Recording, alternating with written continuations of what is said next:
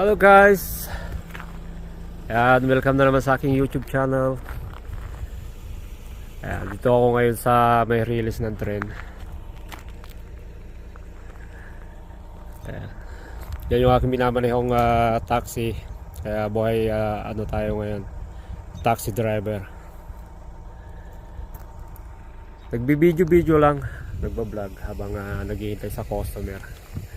40 minutes na ako nandito pero naghihintay pa rin sa customer.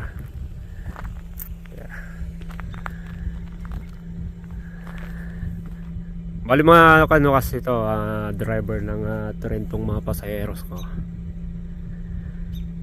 So kailangan maghintay kasi parang may inaayos pa yata yung ano nila, tren nila.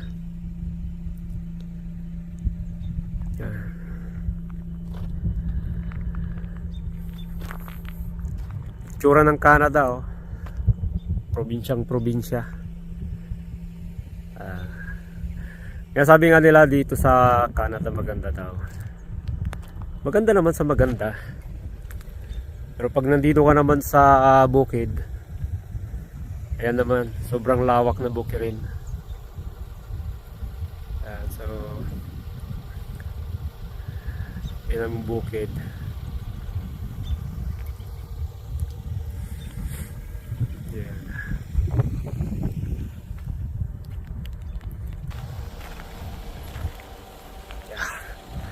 Malamig pa rin dito, summer na pero malamig pa rin. Ayan, first day ko din pala ngayon sa pagdadrive ng taxi pero mukhang hindi pa susulpot yung aking mga pasahero. Pero okay lang, bayad naman. Bayad naman yung balikan ko. 1 oras kaya okay lang. Ito vlog na lang muna tayo.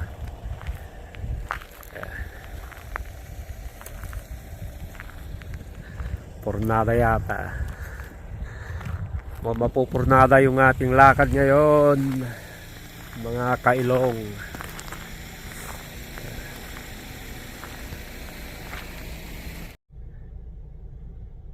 Yun na nga guys, halos sa 1 oras na tayo naghihintay dito sa mga pasaheros na to, wala pa rin.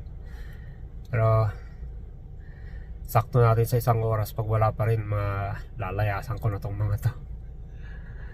Bayad naman daw bayad naman daw yung biyahe ko dito, bayad yung 1 oras kaya iwanan ko na lang siguro tong mga to, bahala sila sa buhay nila. Yun na nga guys, may 1 oras na tayo dito, wala pa rin pero dumating yung isang ano nila dito, safety officer nila. Yan yung CN nila, safety officer. Andun siya. Sabi niya, i-check daw niya kung may tao pa ba dyan. Niraradyuhan niya kasi walang tao kaya sabi niya, pupuntahan na lang daw niya. So sana may tao akong hinihintay dito, kung hindi multo. Hopefully sana meron. Ayan. So mabait naman yung safety officer at sabihan niya agad ako kung may tao talaga doon o wala. Kaya sana yung sasakyan nila pang tren, release ng tren. Yan, yung gulong niya kakaiba. Kumbaga may gulong siya na para sa release din.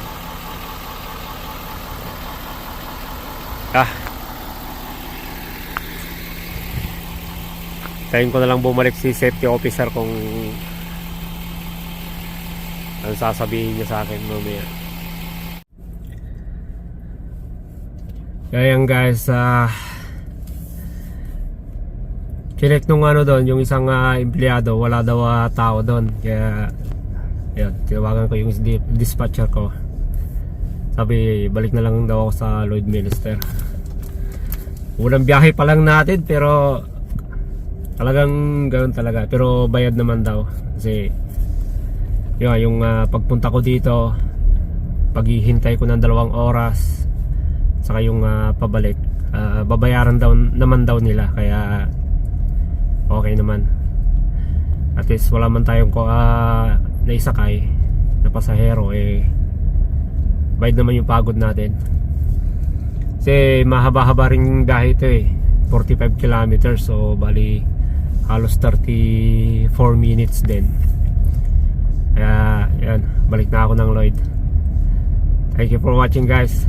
At sana subaybayan nyo naman yung aking mga video, kasi marami tayong gagawing video sa pagdadrive natin ngayon. Okay, so panibagong journey ng ating buhay bilang isang taxi driver. Ano guys, thank you for watching.